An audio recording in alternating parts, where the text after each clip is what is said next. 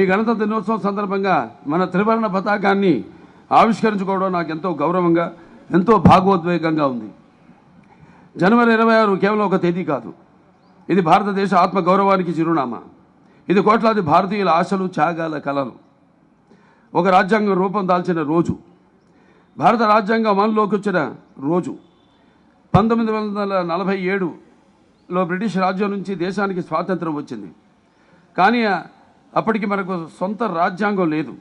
Doctor Rajendra Prasad గారి అధ్యక్షతన పనిచేస్తున్న రాజ్యాంగ పరిషత్, డాక్టర్ బిఆర్ అంబేద్కర్ గారి నేతృత్వంలోని ముసాయిదా కమిటీ, రాజ్యాంగ సలహాదారుడు, ఈ అందరి సమన్వయంతో భారత రాజ్యాంగం రూపుదిద్దుకుంది. దీన్ని రూపొందించడానికి 2 సంవత్సరాలు 11 నెలల 18 రోజులు పట్టింది. ఎన్నో రోజుల పాటు చర్చలు జరిగాయి, విభిన్న అభిప్రాయాలు వినిపించాయి. ప్రతి పదం వెనుక ప్రజల భవిష్యత్తు ఉంది. 77 సంవత్సరాల క్రితం ఇదే రోజున భారత ప్రజలమైన మన కోసం మనమే విశిష్టమైన రాజ్యాంగాన్ని రాసుకుని ఆమోదించి చట్టబద్ధం చేసుకున్నాం. ఆ రోజు నుంచి భారతదేశం ఒక సర్వసత్తాక సామ్యవాద, లౌకిక, ప్రజాస్వామ్య, గణతంత్ర రాజ్యాంగ ప్రపంచానికి పరిచయమైంది. 1949 నవంబర్ 26న రాజ్యాంగ సభ దీనిని ఆమోదించింది. 1950 జనవరి 26న అమల్లోకి తీసుకొచ్చింది. అదే రోజు నుంచి భారతదేశం తన గమనాన్ని తానే నిర్ణయించుకునే గణతంత్ర రాజ్యాంగంగా నిలబడింది. భారత రాజ్యాంగం ప్రపంచంలోని అతిపెద్ద లిఖిత రాజ్యాంగం. ఇది ఒక వ్యక్తి రచన కాదు, కోట్లాది ప్రజల భవిష్యత్తుకు దారి చూపిన ఒక మహత్తర సామూహిక ఒక గ్రంథం, కృషి. ఈ రాజ్యాంగం మన దేశానికి దిశానిర్దేశం చేస్తుంది. ప్రభుత్వం ఎలా ఉండాలి, శాసన వ్యవస్థ ఎలా పనిచేయాలి, కార్యనిర్వాహక వ్యవస్థ అధికారులు ఏమిటి, న్యాయ వ్యవస్థ స్వతంత్రత ఎలా ఉండాలి, అన్నిటికీ స్పష్టమైన మార్గదర్శకత్వం ఇచ్చింది. అంతకంటే ముఖ్యంగా ప్రతి భారత పౌరుడికి హక్కులు ఇచ్చింది. అదే సమయంలో కర్తవ్యాలను గుర్తు చేసింది. అందుకే రాజ్యాంగం కేవలం చట్టాల పుస్తకం కాదు, అది మన ప్రజాస్వామ్యానికి ప్రాణం. సోదరిమణులారా, భారతదేశం అనేది కేవలం ఒక భూభాగం కాదు. ఇది ఒక సంస్కృతి, ఒక చరిత్ర, ఒక నిరంతర ప్రయాణం. 1000 ఏళ్లుగా ఎన్నో రాజ్యాలు వచ్చాయి, ఎన్నో శక్తులు వెళ్ళాయి. కానీ భారత్ నిలబడింది తన విలువలతో. ఈరోజు ప్రపంచం భారత వైపు గౌరవంతో చూస్తుంది. విజ్ఞానం, సాంకేతికత, అంతరిక్ష పరిశోధన, డిజిటల్ రంగం, క్రీడలు, ప్రతి విభాగంలో భారతీయ ప్రతిభ తన సత్తా చాటుతుంది. చంద్రయాన్ వంటి విజయాలు మన ఆత్మవిశ్వాసాన్ని పెంచాయి.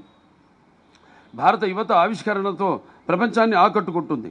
మహిళలు ప్రతి రంగంలో ముందుకు వస్తున్నారు.